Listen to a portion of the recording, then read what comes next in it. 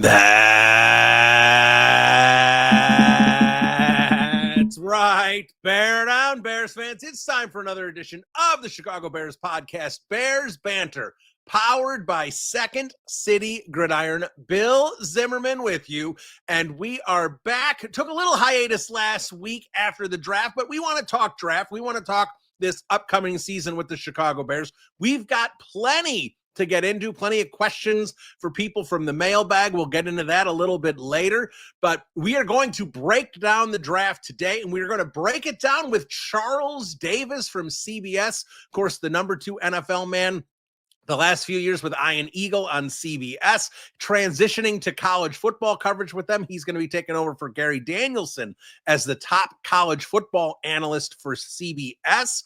So excited to have Charles on. He's great with the NFL draft, really knows his stuff, really gets in the weeds here. So excited to hear what he has to say about this Bears draft class. And let's not waste any time. Let's jump right into it here with what I think about these picks. You know, I didn't get to do as quite a deep of a dive as I did last year on the draft, so I didn't get a chance to do a lot of these day 3 picks. I did do Kyle Monangai. We're going to talk about him a little bit, but in terms of, 4th, 5th, 6th round picks, those guys in there, the Ruben Hippolytes of the world, I think you're better off listening to Jacob Infante and some of our experts about those guys there. But let's get into the bulk here. Let's get into these main picks here and how these are going to impact the team this year, not just moving forward, but this year as well. And let's start with Colston Loveland, the Michigan tight end, with the top pick the Bears had in round 1, the 10th pick overall.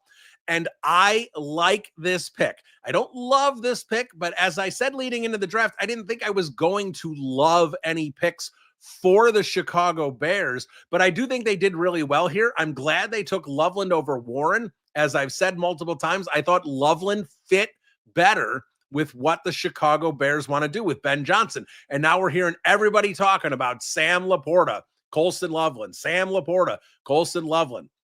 That's the comp. That's the idea for the Detroit offense that Ben Johnson's bringing to Chicago. We know Ben Johnson is going to tweak some things and make his offense fit around his talent. But when he knows how to operate with a talent like Sam Laporta, you'd love for him to have someone in a similar vein. So that's exactly what they got with Colston Loveland. And I think the way the board fell, I think they did absolutely as good as they could have done there. When we talk about the picks, we talk about, that it could have been Ashton Genty, but they were going to have to trade up for Ashton Genty. Now, when the Jaguars pivoted and wanted to make sure they got up to the number 2 pick for Travis Hunter, you have to wonder, did that Genty dream die? And the other thing you have to wonder is how much of an Ashton Genty dream was there? Now, I do think the Bears were interested in trading up for Genty. I do think that is true, but I also think that the Bears were never going to give up 39 or 41. Maybe would they have traded down a little or something if there was something there? I don't know. I don't know exactly where the Jacksonville picks were. I don't even think that would have been an option, but I don't think the Bears were willing to move off of 39 and 41. So if you're only dealing with like the 3rd round pick, potentially maybe trading that down to a 4th rounder or trading it away altogether, you're not going to get an opportunity to move up to 5 unless the Jaguars were willing to take, 50 cents on the dollar, which I don't think they would have done. What I think you're talking about is a situation where, let's say the top 5 plays out like it plays out, but let's say the Raiders don't take Ashton Genty. Let's say the Raiders took Armand Membu, right? Let's just say that happens. Let's play that out. The Raiders obviously took Genty. That took him off the board for the Bears. If the Raiders had taken Membu and you get to the Jets, would the Jets have taken Genty? Or was that a little smoke to try and get a potential trade with the Bears? A lot of rumors there were that if the Jets didn't take an offensive lineman, they were going to take Tyler Warren. So let's play that out. Maybe they take Tyler Warren. Maybe they take Calvin Banks. Regardless, doesn't matter. Now you're at number 8, where the Panthers probably knew they could have gotten Tet McMillan at 10. Do the Bears then trade up to 8 to take Ashton Genty there? and that third round pick comes in play there. It's a much smaller trade up. That's something I could have seen the Chicago Bears do. I do not think the Bears probably ever really considered the number 5. I know I had them doing that in my mock draft before the thing, before the draft started. But to me, that was something that was, more kind of fun, a lot of rumors, a lot of fun conversation there. I think when it's all said and done, that was not really something the Bears were going to do.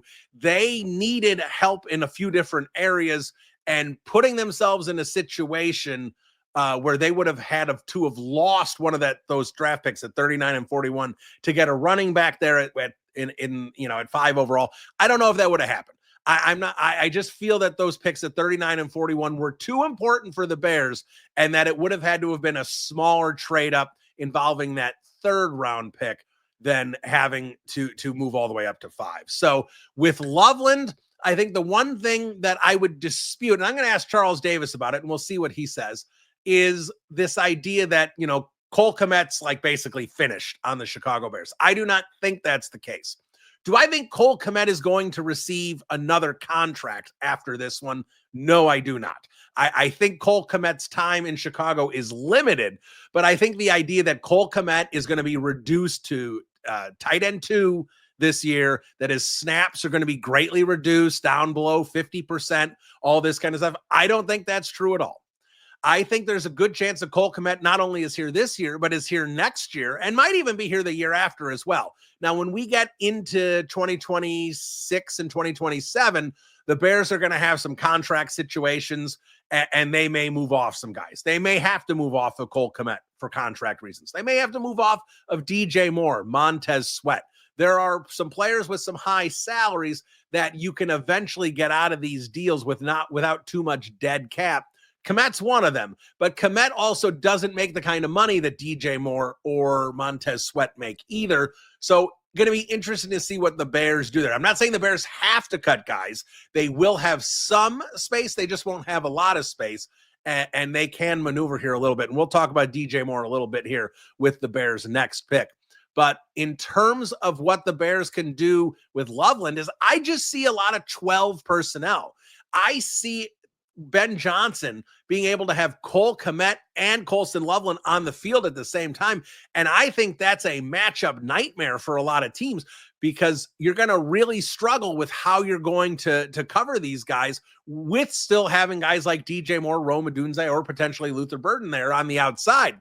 I think it gives Ben Johnson a lot of different options, a lot of different looks he's going to be able to do in 12 personnel. I think the Bears are going to be heavy 12 personnel all season, potentially lead the league in 12 personnel per, snap percentage. And we're going to see how this works. Now, if they don't work together, well, then yeah, sure, maybe Cole Kmet could be gone after this year. But if this becomes a really kind of lethal pairing, I hate to use the name because of the name, but if it can become 12 personnel like Rob Gronkowski and Aaron Hernandez, then you absolutely move forward with Cole Kmet for multiple years. You keep Cole Kmet around for 2026 and potentially 2027. Then his contract's up.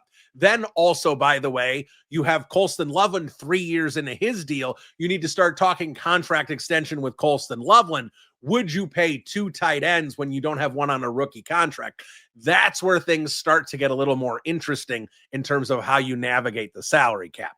So let's not worry about, in essence, 2028 Chicago Bears and how that's going to work with Loveland and Kmet. Let's not even worry about 2027. Right now in 2025, the Bears have fantastic 12 personnel. It's probably the best 12 personnel in the league. The only other team I can consider is Buffalo with Dalton Kincaid and Dawson Knox, but I think the Bears have him beat. So I love this move for what Ben Johnson can do. The way the board fell, I think the Bears played it properly and took the right guy. The one thing I said it on the live stream that I did on Thursday night during round 1 that I'm curious about is what the Chicago Bears would have done if the Saints took, let's say, Mykel Williams, the edge from Georgia. There was a rumor that the Saints liked him.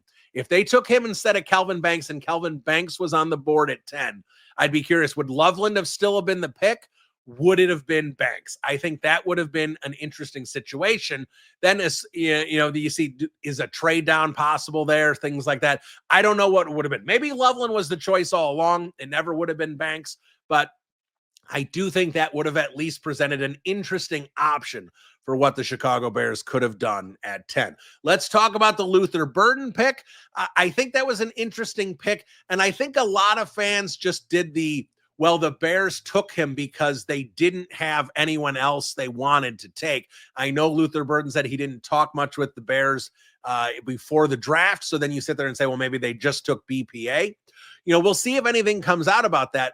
More what I think happened is the Bears traded down because they didn't have the two guys they wanted.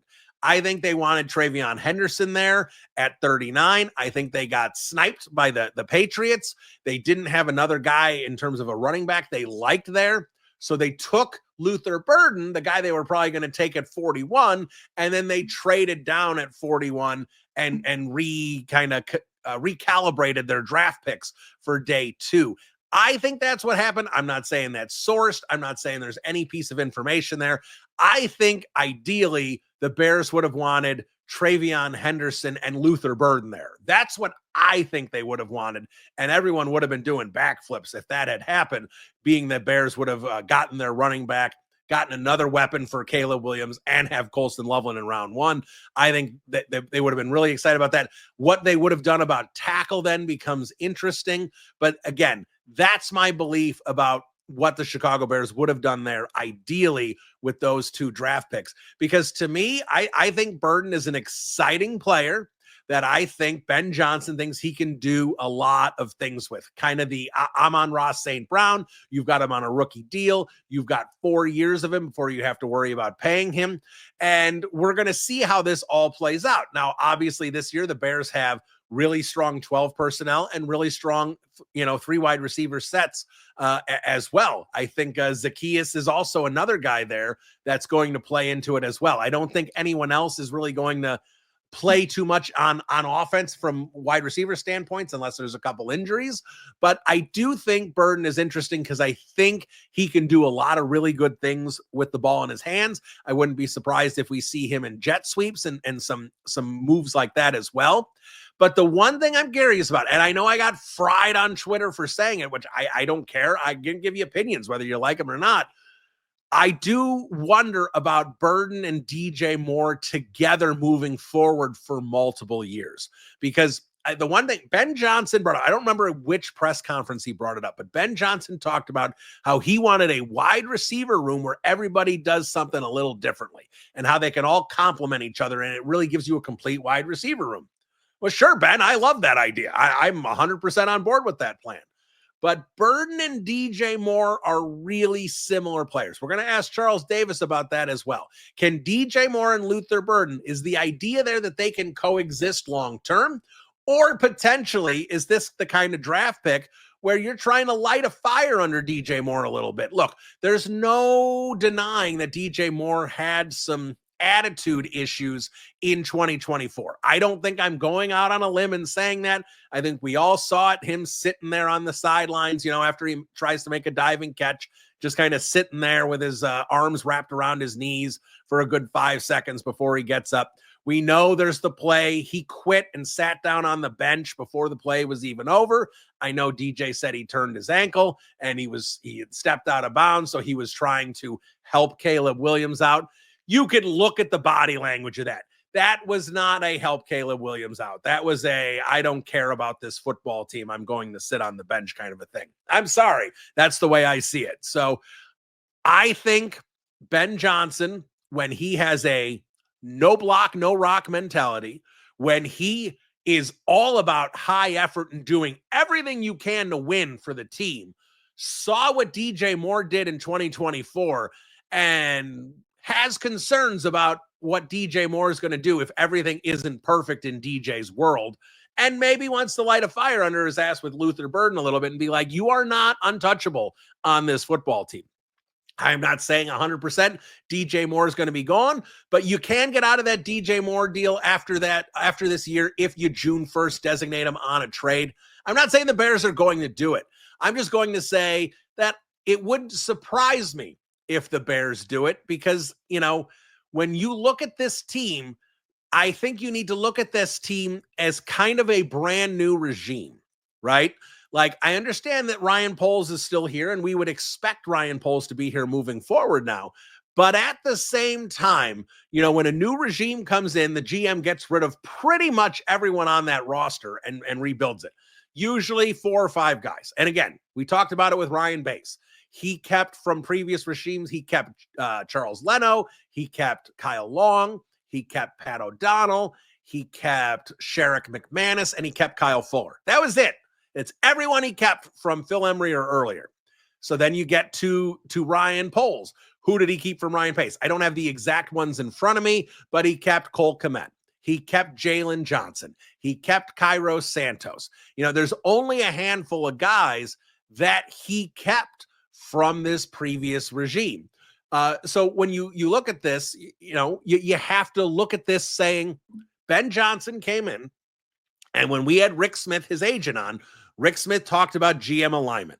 And what did he say about GM alignment? He said GM alignment is that the coach and the GM are willing to work together, and that the GM isn't obsessed and doesn't love his previous guys so much that he's not willing to move on. That stood out a lot to me right now when we talk about how Ben Johnson wants to put this team in his own vision. I'm sure Dennis Allen wants to do the same on the defense, where you can sit there and say, well, how would they get rid of this guy? Ryan Poles brought him in. Well, maybe Ben Johnson doesn't want him. And I'm not saying that is or isn't the case with DJ Moore. I'm just saying I think that needs to be a consideration. That's all I'm saying. And I think it absolutely is a consideration. I think, every player on this team from that was part of this team that Ryan Poles has committed to, either in draft pick or a contract, has to understand that there are new coaches here. New coaches have new expectations. Things are going to be a lot different than they were under Matt Eberflus, and players need to understand what the expectations are for them. And if they don't hit them, and it's not just what their expectations are on the field in terms of performance, it's their attitude, it's their effort. It's going to be a lot of different things here. And the Bears players need to step up, or they will not be on this team for very long. I think that absolutely is the thing. This is kind of like a new regime here, even though Ryan Poles is being brought over. I think it is clear that Ben Johnson, at least on offense, has a lot of say in what the Chicago Bears roster is going to look like. And I'm sure Dennis Allen will have a pretty strong input on the defensive side of the ball as well. Let's move over. Let's talk offensive line, and let's talk it with Ozzie Trapillo.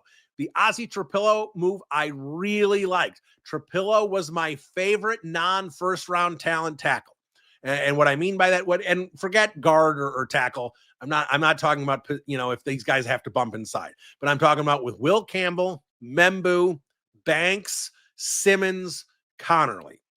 After those 5, and I don't think I'm forgetting anyone. After those 5, to me, I had Trapillo as the next best tackle. That's where I had him. I liked the tape. I thought the tape was very sound. Wasn't like impressive. Like, Trapillo's not a guy who's just going to just mess some players up. He's not going to have those Tevin Jenkins style highlights, but he's also not going to have the Tevin Jenkins style lowlights as well, where Jenkins got beat on pass rushes a couple times pretty badly. I think you're going to see a very consistent player. Now, the question is, and I assume they're going to have Trapillo come over at left tackle and push Braxton Jones. The question is Trapillo going to be the swing tackle this year and Braxton Jones starts one more year? Or is Trapillo going to push and potentially start right out of the gate? I think there's a chance that they are going to pivot to Trapillo, and he will get significant playing time this year. I'm not saying it'll happen week 1. Maybe Braxton Jones gets banged up. Trapillo, plays for a couple games for him and never gives the job back. We'll see what happens. I don't know how this is going to play out, but it is interesting. And I think when you hear Ryan Poles talk about how he wanted to bring in competition for Braxton Jones at left tackle, that is exactly what he's done with Ozzie Trapillo. I really like that move.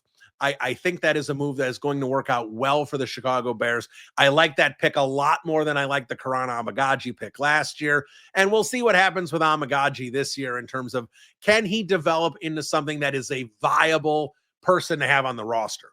That's where we are right now with Amagaji. Last year needed to be a redshirt year. We saw why when he played the Minnesota Vikings. Let's put that performance aside. But at the same time, you have to keep that in mind that that's where he was as a rookie. Now he's got a full off season. He should be healthy. He's had a chance to adapt a little bit to NFL talent levels. And we'll see, can he develop into a viable backup this year? That's what you want out of Amagaji. Can he be a viable backup this year? Then after he proves that he can be a viable backup, can he be your main swing tackle? Or can he potentially move inside if there's a starting opportunity there? Or does he potentially start a tackle? Can he beat out a Trapillo or someone like that? Can he put it all together? That's where you are with Amagaji. Last year, to me, this was like last year he's redshirted. This year he's the swing tackle. Maybe next year he can start. With where he was last year, I think it becomes this with Amagaji. Last year, he's supposed to redshirt. This year, he's your fourth tackle. Next year, his third year in the league, he becomes your swing tackle. Then you see if there's something you can potentially do with him in the fourth year to see if he's worth keeping around. Is he worth a trade? Whatever it might be. I don't know. But I really like the Trapillo move because I talked about it. Probably to the point of nausea for you guys about how they needed to have a left tackle plan in place this year for 2026. They had to because they weren't going to be able to pay Braxton Jones or pay for a replacement. They needed a left tackle on a rookie contract. They did not have enough money to spend across the offensive line in 2026. They did that with Trapillo. I am a big fan of the move. Let's talk about Kyle Monangai and the running back room and what the Bears running back room is going to look like this year. So I did a 53-man roster projection over at Windy City Gridiron. And when you break it down, basically the idea there is you have your three special teamers, your kicker, your punter, and your long snapper. You put them aside, that leaves you 50 guys. You're going to put 25 on offense, 25 on defense. I think traditionally, a lot of teams like to keep that as balanced as possible. And you usually saw a basic breakdown of those 25 guys that you'd have 9 offensive linemen. That leaves you with 16. You'd have 3 tight ends. That leaves you with 13. You'd have 6 wide receivers. That leaves you with 7.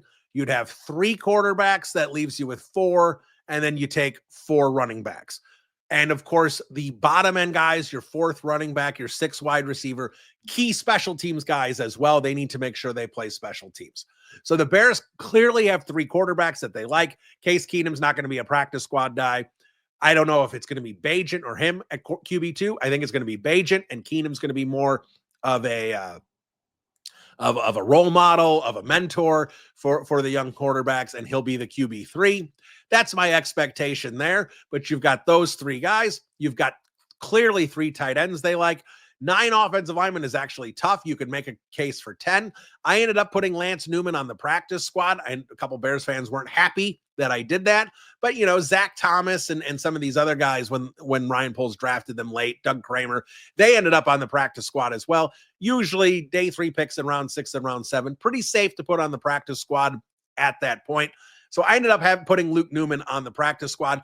Obviously, I'm not saying that's 100% what's going to happen, but you have to kind of figure out what are the 9 offensive linemen. Keeping 10 offensive linemen when you're only playing 5 and the expectation is those 5 are going to take 100% of the snaps, that is a lot of linemen to keep on an active roster on game day. They got the 3 tight ends. They've got 5 wide receivers that obviously are going to make the roster, and then that leaves you the running back room. So when I broke this down, it came down to Tyler Scott and how little he played last year, and a new regime coming in. I'm sure they'll give Tyler Scott a chance to flash a little bit with his speed, see what he can do. But this is a guy that can't play special teams. What did I say? Bottom of the roster wide receivers have to be able to play special teams. He can't. He's not good at it. And or they have to get on the field, and he hasn't been able to do that in terms of playing offensive snaps. So I think Tyler Scott is not going to make this roster. I think the Bears keep 5 wide receivers, especially with the idea that I think they're going to be in heavy 12 personnel with Loveland and Kmet. They probably won't need quite as much depth in the wide receiver room. And I ended up with the Bears with 5 running backs on the roster. And let me break that down for you. Ian Wheeler, I still had on the practice squad. I did not have him making the 53. I had Travis Homer making the 53 as basically the 5th running back. The reason for that is special teams. Travis Homer got $1 million out of $1.5 million guaranteed on his 1-year contract extension this year with the Bears. To me, that means they have full expectation. They're not just going to eat $1 million because they drafted Kyle Monangai. Travis Homer to me isn't a running back. Travis Homer is a special teams player. The Bears like what he does on special teams. I think he makes the roster. I think Kyle Monangai is a guy that you don't want to stash on the practice squad because I feel he is better than a 7th round pick. I feel because this rookie class was so deep, that's probably the main reason he ends up going in round 7. I think a lot of other years he could have been like a round 5 kind of a running back. I don't know if he ever would have been a round 4, maybe in a really weak running back year, but I think he's a round 5 running back. And I think round 5 running backs, you just can't put on the practice squad. I think somebody has a weak enough running back room somewhere that if you try and cut Kyle Monangai and stash him on your practice squad, I think someone's going to take him. So I think you have to keep Kyle Monangai on your 53. And look, maybe he plays well enough where he is absolutely going to get snaps as a rookie. Sorry about that. Maybe that happens, but I just don't know where he's going to be. We're going to see how well he does in the body of this Chicago Bears team.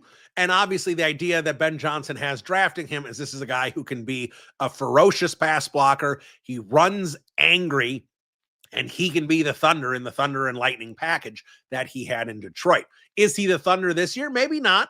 Maybe he's not the Thunder until next year or the year after. We'll see how he develops, but he's absolutely going to be in the mix. All right, so that's 2. So I've got 3 running backs left. Who could be the 3 running backs? You're sitting there going, who are the 3 running backs? I think, obviously, Roschon Johnson still makes this team.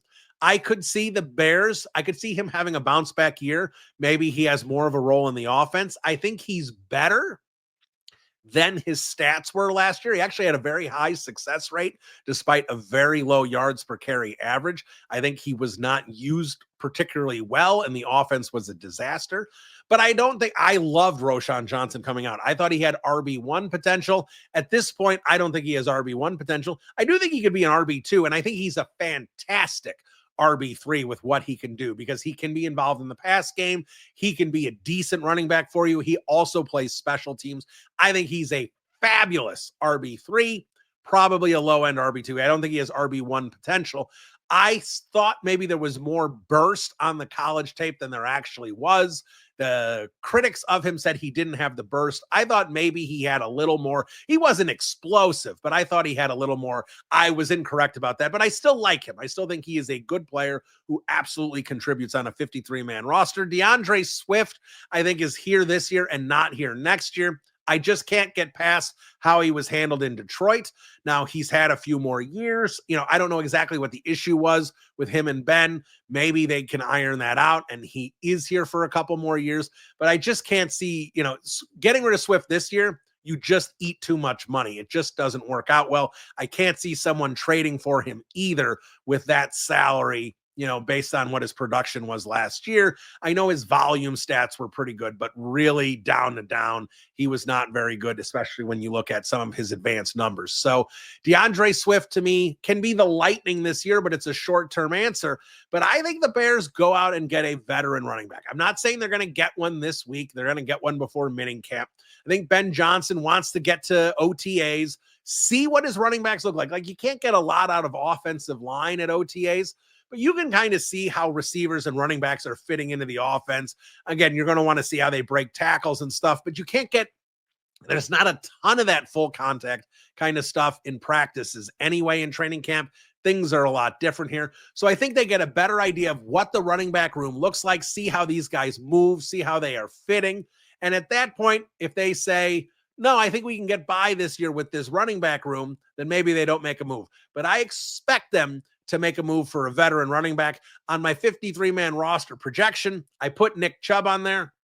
I'm not saying Nick Chubb is the only answer. I think Kenneth Walker, you're going to have to give up a draft pick. Won't have to be more than a day 3 pick, but you're going to have to give up a draft pick because Kenneth Walker's got 1 year left on his deal with Seattle. I think J.K. Dobbins makes a ton of sense in terms of a guy you can bring in. I think he had a nice year last year with the Chargers. I think that makes a lot of sense there as well. We'll see what the Bears decide to do. I think this is just going to be one of those things where, they just kind of have to figure things out, and maybe they go and get Love, the Notre Dame running back, next year. Maybe they figure out a way to draft him, and that's their big answer at running back. So I think this year is kind of, duct tape and gum and whatever they can do to kind of piece together a running back room. I don't think this is going to be much of a running back room that Ben Johnson wants, but hopefully it's enough to have an established running game, a bunch of guys who are okay, but no one who can really step up and really be that ball carrier that he needs, But again, I just can't see that main guy being DeAndre Swift. Again, maybe they've gotten past whatever issues they had in Detroit. Maybe there were no issues and it was just how things turned out. But I can't get past that when DeAndre Swift was RB1 in Detroit and Ben Johnson comes in, that he says, no, Jamal Williams, who's only had one good season in his career. Everything else, he was a role player. One good season, and his season was with Ben Johnson.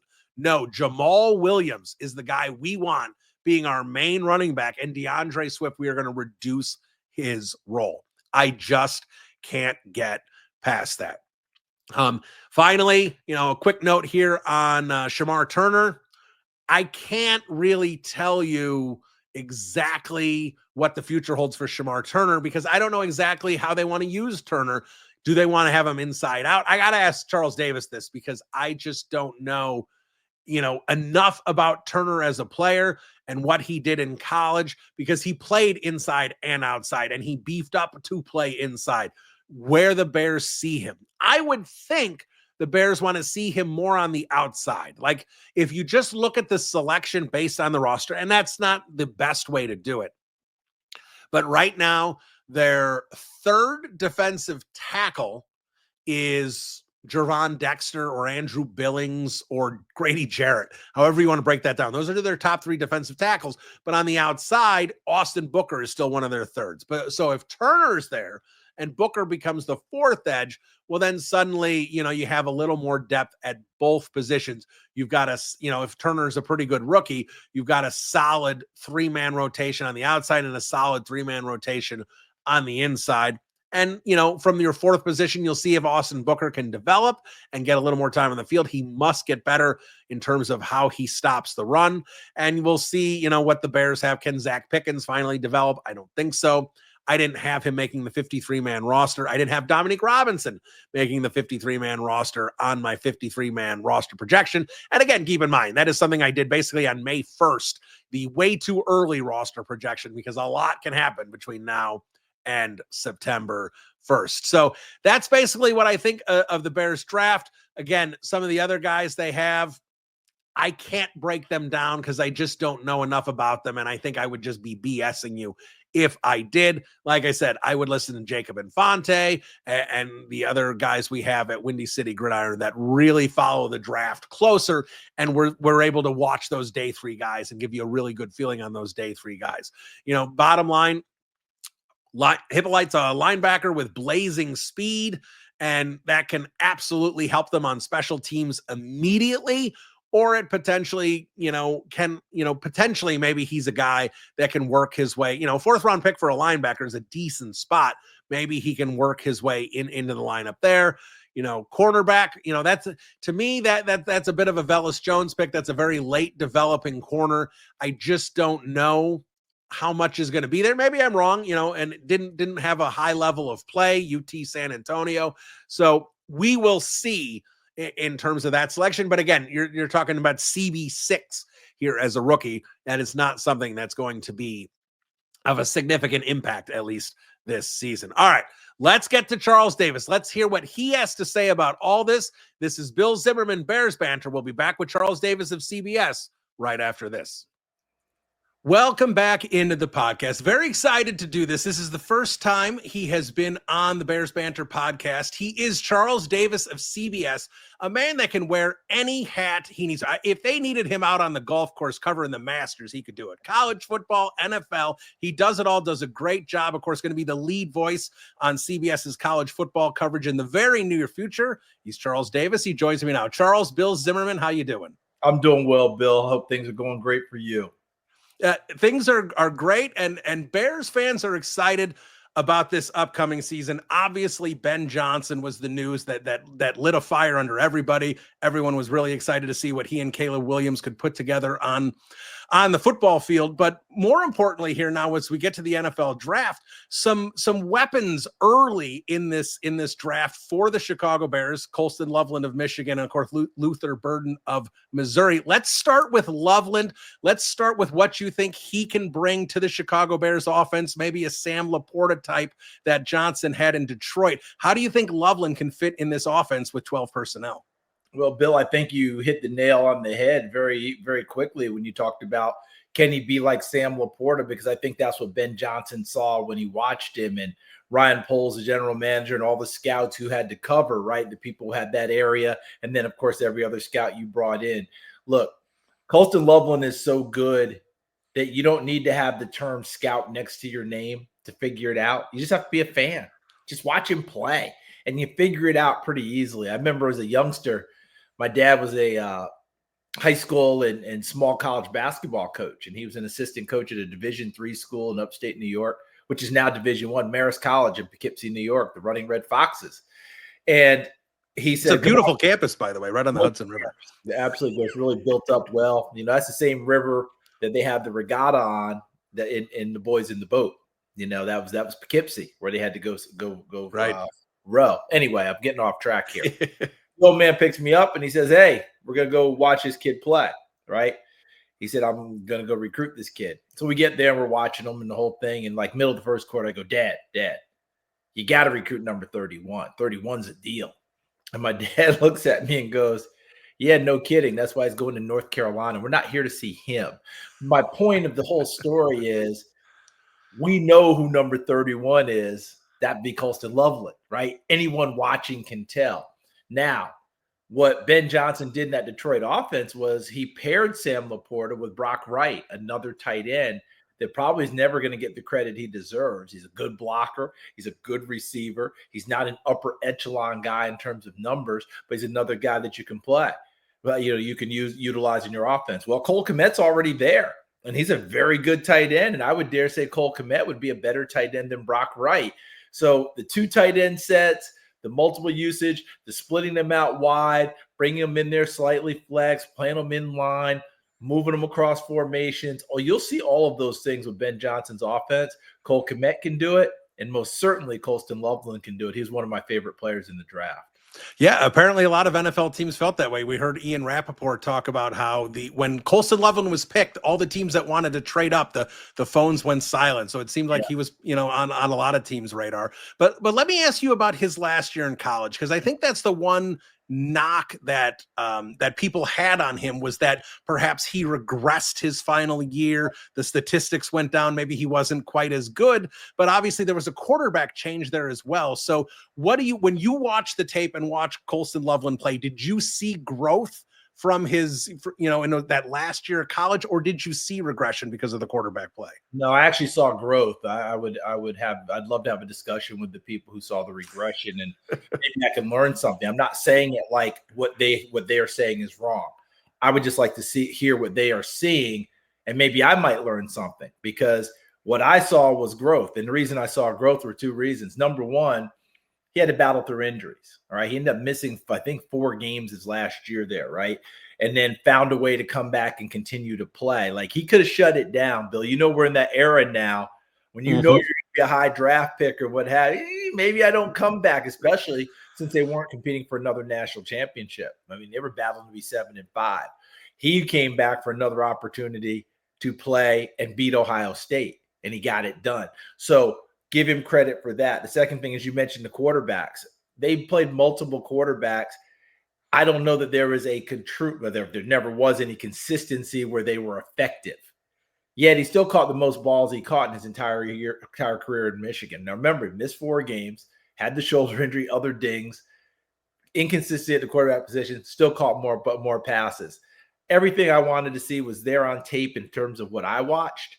I thought he was that good. In fact, a very good friend of mine who's in the scouting community, works for one of the teams, he alerted me about 3/4 of the way through the year. He's like, listen, Tyler Warren is the real deal. There's no ifs, ands, or buts about it. But there will be people, and I think including our franchise, that will have Colston Loveland as the number 1 tight end. He said, just make sure you have that in your hip pocket. And he turned out to be right. Who came off the board first? Colston Loveland. Yeah, absolutely. Let me ask you one other thing here on Loveland before we move on. And you brought up Cole Kmet and the 12 personnel and how effective that could potentially be with both Kmet and Loveland. A lot of Bears fans look at that and just go, oh, well, Cole Kmet's gone after this year. Now, obviously, there's salaries. There's a whole lot that's going to come into this with the cap and everything. And who knows what happens a year or 2 from now. But I just want to talk philosophically. Like when you look at the selection there of Loveland, do you look at it long-term? And when I say long-term, I mean a couple years. I'm not talking 4, 5, 6 years down the road. A couple years. Do you see that as a Kmet replacement, or do you see that more as this is Ben Johnson looking at 12 personnel and wanting to have dynamic 12 personnel for the next 2 or 3 years? I think it starts there. That Ben Johnson's looking at that, and that's where he wants to go right out of the gate. The added part, the accessory to it all, is what you're also talking about. As a franchise, you have to look long term. What's the contract length? What's the play for this person? What do we think wear and tear is? Will there be a market for this person that maybe we won't want to match? The best GMs, the best franchises, you're always replacing someone before they have to be replaced. You have someone there waiting, ready to go. I think the Eagles do it really well. Obviously, Howie Roseman and crew.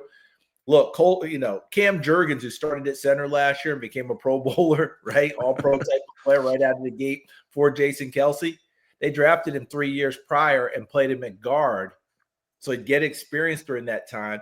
They were never sure what year it would be for Jason Kelce when he would finally hang him up. They weren't kicking him out the door, but they wanted to make sure they were ready because they knew they were getting near time. Well, he leaves. And then I'm turning on ball games and watching tape, and Cam Jurgens is snapping the ball and then pulling and leading. And I was like, did Kelce come out of retirement?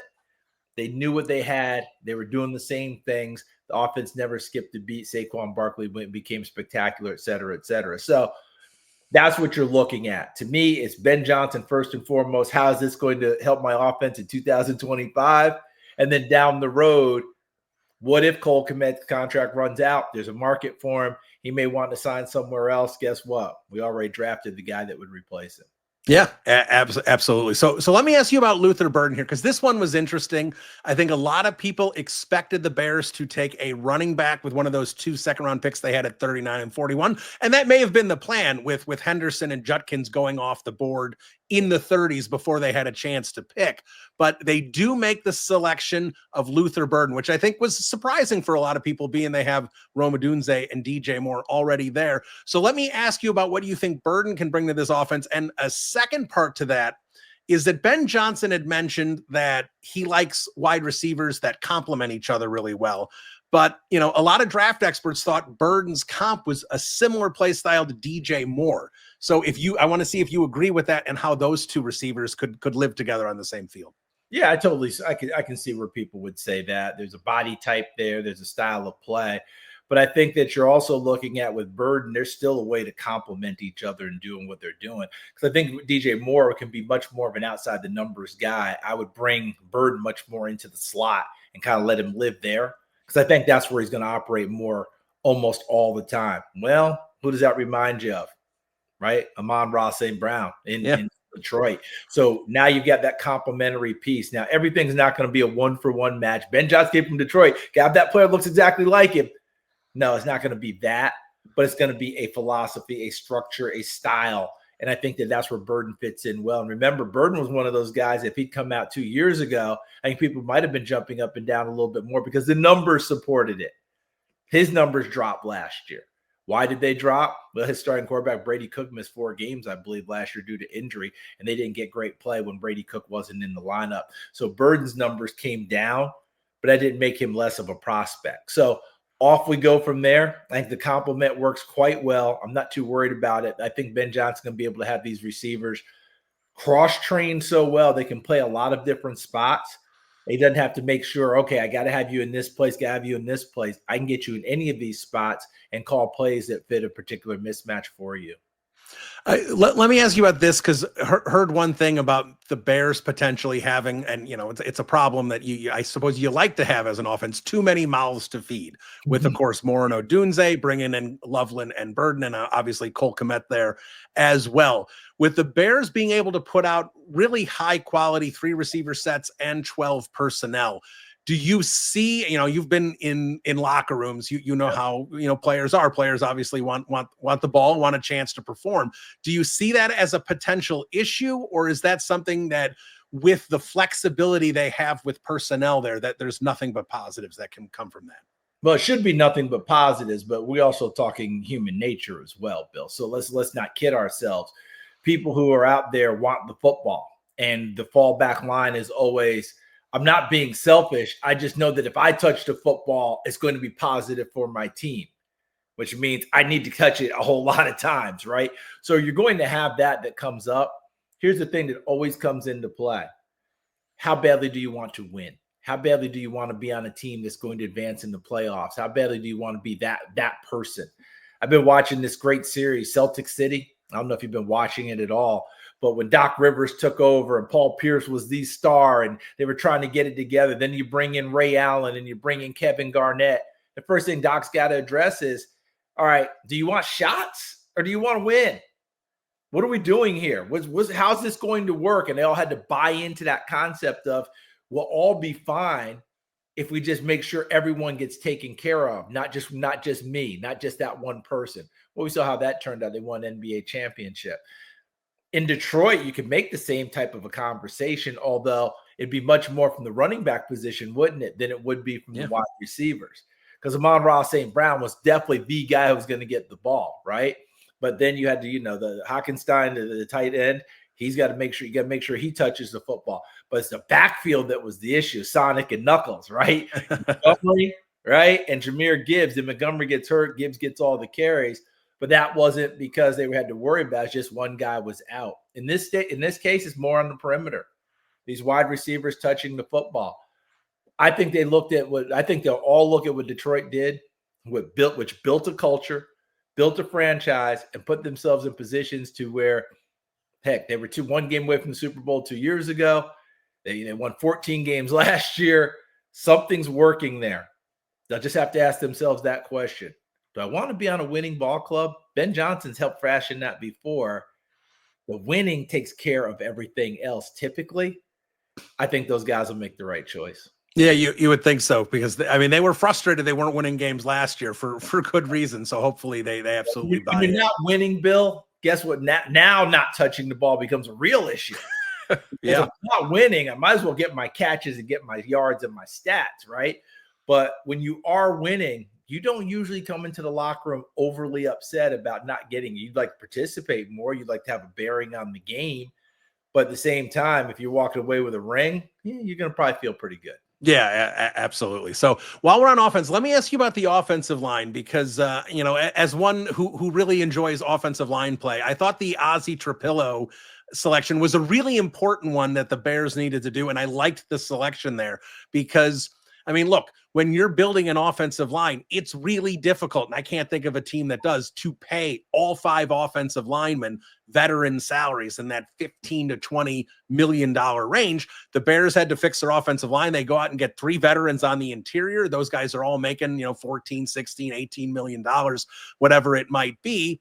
Darnell Wright, who you would think is in line for an extension after this season, if all goes well, that leaves Braxton Jones on the left tackle spot, who's in the final year of his contract, where I sit there and go, you can't not have a plan in place there to replace him. And whether Ozzie Trapillo beats him out and starts this year or not, that's we're going to see that in training camp. But the idea that they have someone now, Karan Amagaji, didn't play well in December. We'll see how much he improves this year when he had an opportunity last year. But having that potential replacement there on a rookie salary, I thought was a critical thing for the Bears to address. And they did that there in the second round. Yeah, they certainly did. And it's going to be interesting to me to see how it all plays out because Amagaji, remember, he came in about as inexperienced a guy as you're going to get. Because remember, when he was playing at Yale, we went through COVID. They're not playing, right? Then he has injury issues, so he doesn't play full-time going through. So he didn't get nearly the amount of time that you would expect a left tackle to get, right? And come into the league playing. And then you throw in the fact he played the Ivy League. Right. So he's got a lot of extra that has to go on. This seems to me a great year for him to make a jump. And that could be very interesting at training camp. But now let's talk about Ozzie Trapillo because his best play to me is on the right side. So this is where it's going to get very interesting for the Bears. And, remember, I'm an outside observer. If they see him as a left tackle, and he has played left tackle, so it's not like it's foreign to him, that's where things are going to get interesting as well. Can he go ahead and beat out Braxton Jones? Is Amagaji going to be able to get himself into this fight, or they have to look elsewhere? The best thing they're doing is building competition, building depth, and seeing how it all shakes out as they go along. Trapillo, great experience, tremendous bloodline. I was fortunate enough to have played with his dad in a senior all-star game. His dad played at Boston College as well, Steve Trapillo, and I played with him in the Japan Bowl in Tokyo in January of 1987. And then, of course, we unfortunately lost him, I think, in 2004 with a heart attack.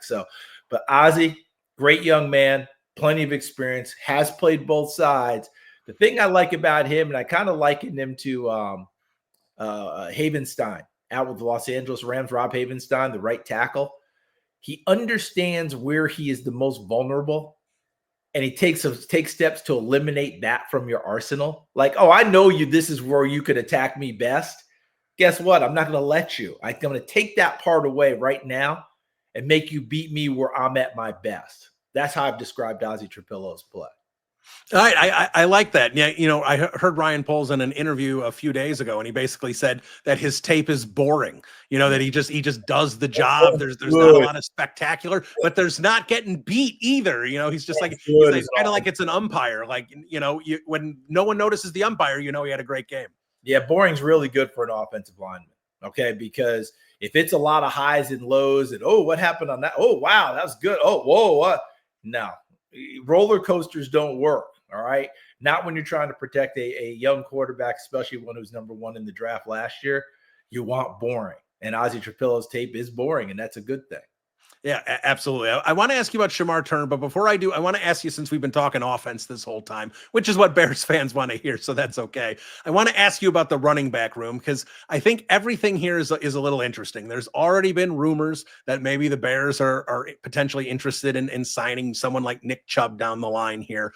But, DeAndre Swift is obviously their top running back right now, but a lot of people, are making point that when Ben Johnson took over play calling duties, DeAndre Swift went from RB1 to RB2, and Jamal Williams got the bulk of the carries there. And then DeAndre Swift was gone and in Philadelphia the next year. And how much did Ben Johnson have to play into that? So with that background in mind, there's Swift, potentially maybe they did want to draft a running back sooner, and it just didn't work out the way the draft board fell for them. Obviously, we don't know that, but they do take Kyle Monangai in the 7th round. So I'm curious if you think a 7th round draft pick can have an impact there, and how you kind of think this running back room would work for Ben Johnson, and if DeAndre Swift can work for Ben Johnson based on their interactions in Detroit. Yeah, I'll start with the last question first. I think that he can, and I'm pretty sure Ben Johnson's already had conversations with DeAndre about how things went in Detroit and why things could be different here and what we're looking at doing, et cetera, et cetera. Don't forget, DeAndre Swift is a couple years removed from that as well, which means added growth, added maturity as a person, and off we go. We saw Hard Knocks. All right, you watched that Hard Knocks, and you saw Deuce Staley, who's one of the best coaches in the league. But Deuce is much more tough love than he is anything else, right? He's going to make sure that you guys understand what's going on. And he laid it on the line for DeAndre. Now, at that age, was he totally ready for that? Maybe, maybe not. Now, at this age, he might very well have received the message a lot better than he did before. The second part about it is Monangai at Rutgers. You mentioned, could a 7th round guy do it? Well, Rutgers, 7th round running back, kid named Pacheco in Kansas City. 7th round running back came from Rutgers. Different players, though. And, everybody's going to make the comparison. I understand why. It's a very easy comparison to make. In fact, their running styles are similar. But Pacheco is a 4.36 runner, okay? Monangai was the second slowest runner at the combine. I think he was he's like around 4.6 or in the 4.6s. So that's a little bit different. But that doesn't mean he can't be an effective runner. Doesn't mean he can't be an effective back for him. In fact, since you mentioned the Jamal Williams, DeAndre Swift, he would be much more like Jamal Williams, being able to run the football. Hard, tough, physical. Guy knows how to seek and get through contact before he finds daylight. Think about it this way, Bill. This kid carried the ball the bulk as the lead runner at Rutgers the bulk of the time, 3.5, almost 4 years as their lead runner. Led them in rushing each and every year. Do you know how many fumbles he had in his entire career running the ball in between the tackles at Rutgers in the Big Ten? Zero. Ball never came out of his arms. I like that in a back. And it's not because he was covering up and, okay, I'm not going to get – this guy was powering through people, all right? He was jacking people up when they were coming down. As a former defensive back, the worst thing you could see was when that hole would just open, and now he's got a 10-yard run before he gets to you, and you're like, this is not going to be fun, because he is going to be a tough guy to get on the ground. So, yes, there's an opportunity there. Let's just keep it at Rutgers, right? He's not Ray Rice.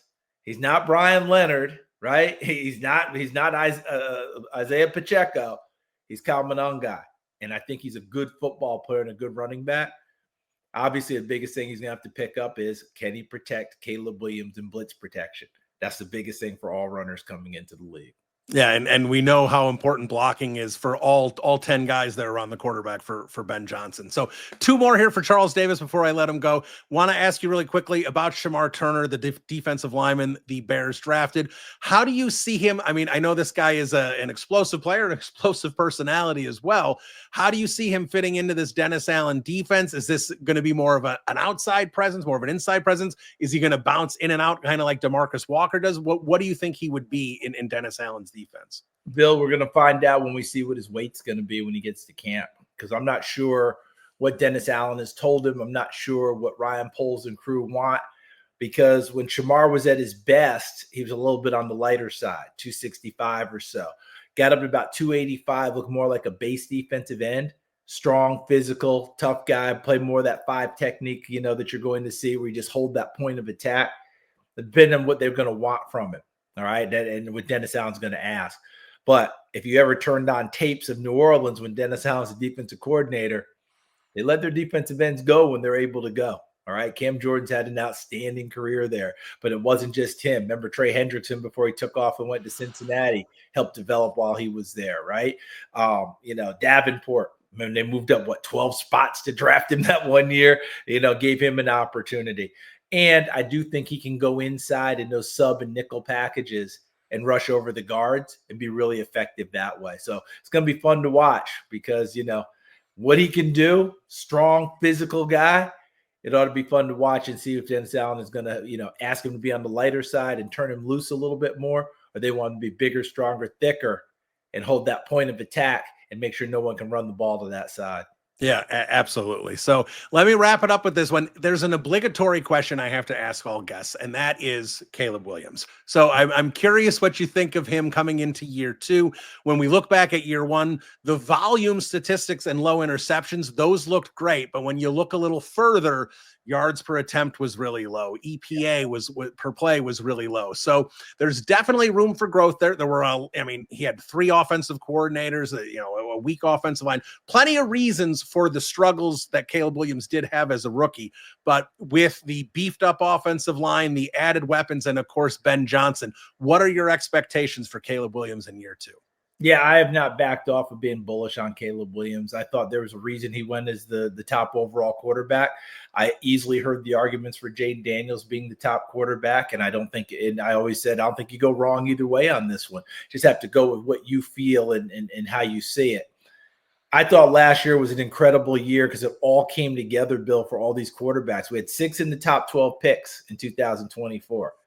Ordinarily, when you draft 6 in the top 12, you can almost say, well, 3 are going to work and 3 aren't going to work. It's almost a 50-50 proposition. I would posit that you take J.J. McCarthy out of it because he was injured all year long. The other 5 all played. They all look good. They all showed reasons why they went in the top 12, and that's unusual. I do think it's a combination of, as much as I don't want to sound like it's credit, but COVID changed how things went, right? Guys got the super senior year. You got an extra year of time.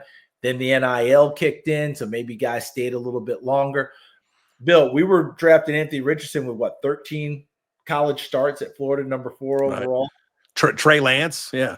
Trey Lance, 1 season and 1 game in 1 AA football.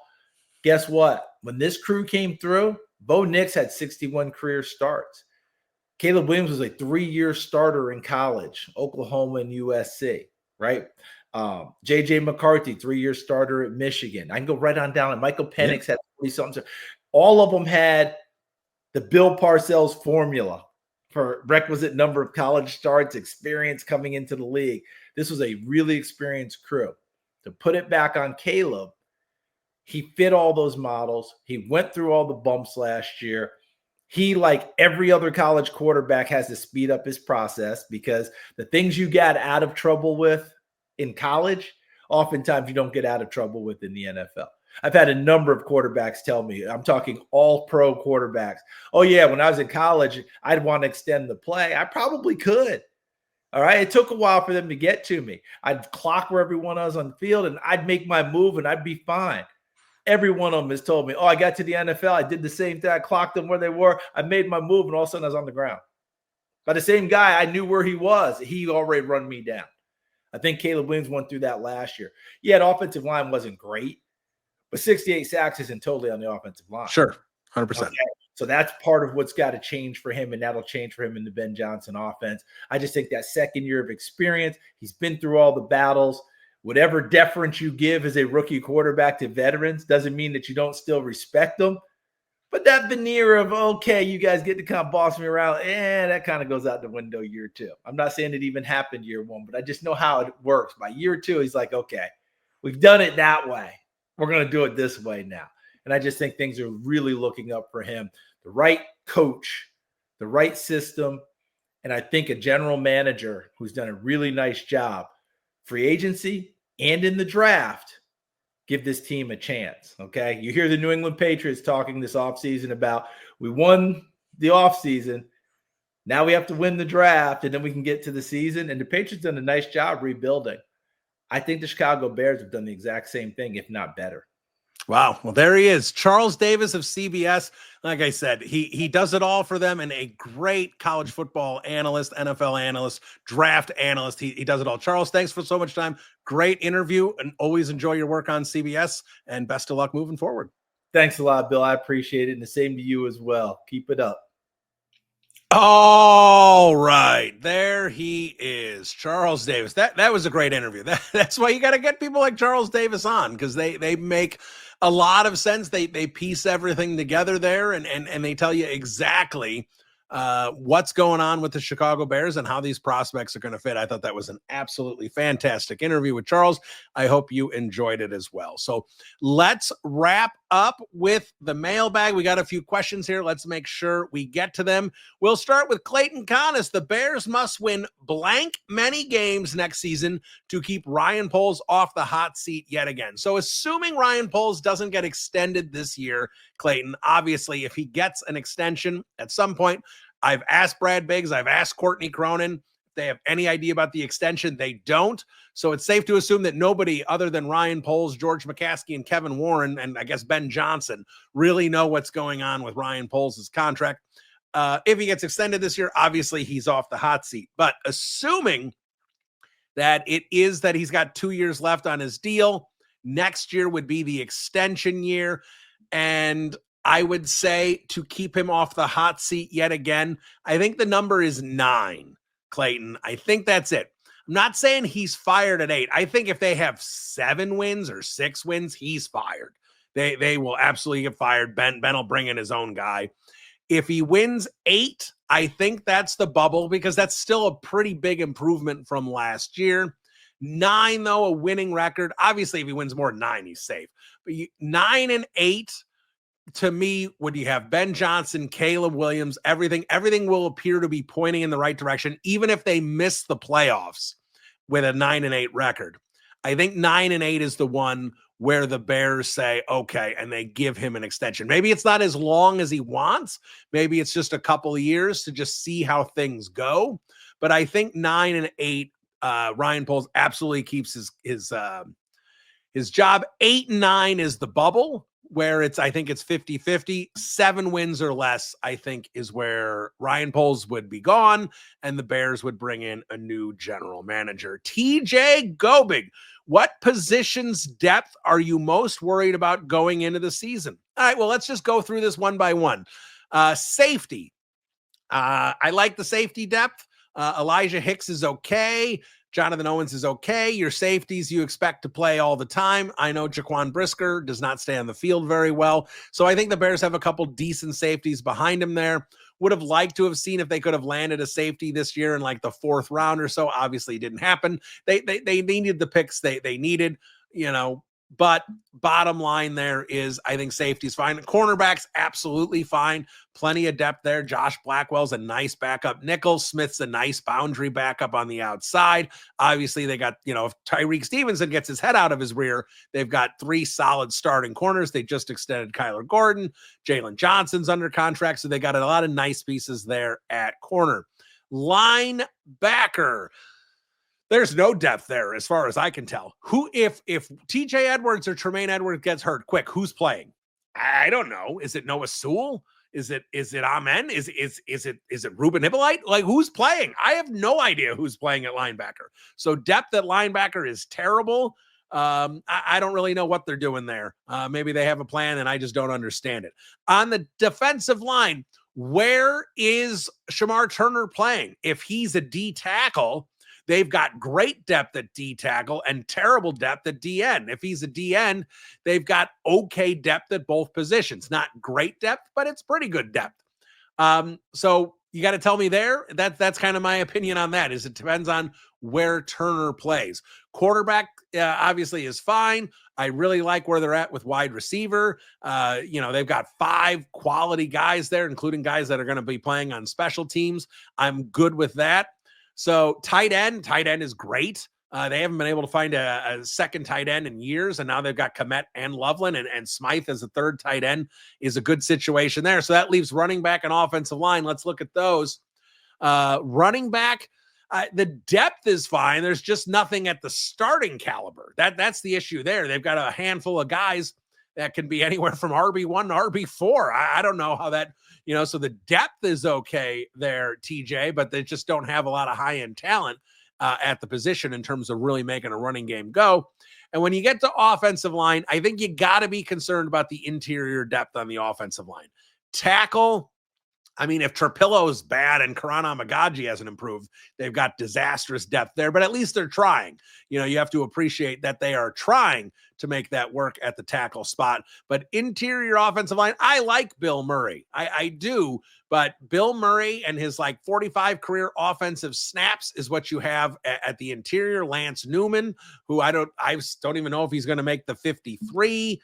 Ryan Bates has chronic injury issues. What about the interior offensive line depth? I thought it was much better last year.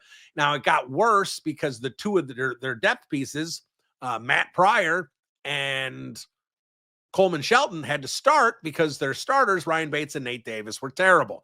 So their interior offensive line depth hit the crapper, but it was actually good in August and September, and that's what actually saved their offensive line from getting much worse. Now let's move to Jason Black.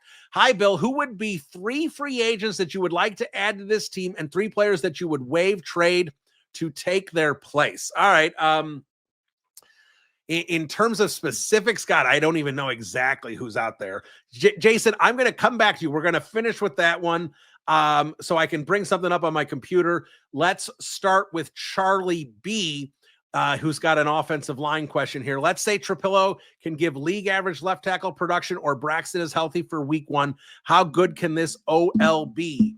All right, Charlie. So let's talk about that while I am bringing up available free agents here for Jason's question.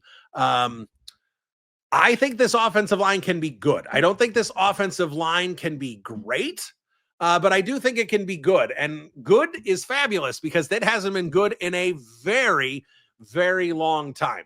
I think I love Tooney. You guys know I love Tooney. I think Darnell Wright's solid. Dahlman, I haven't been a wild Dahlman fan, but he's a huge upgrade from anything they've had at center. I got questions about Jonah Jackson, but if Jonah Jackson is their fourth or fifth offensive lineman, you absolutely take that. Obviously, he has Pro Bowl, he has Pro Bowl caliber